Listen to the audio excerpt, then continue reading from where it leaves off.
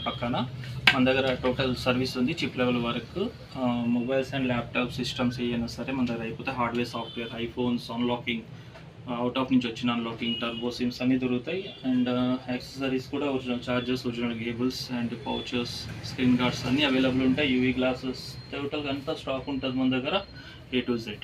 Thank you.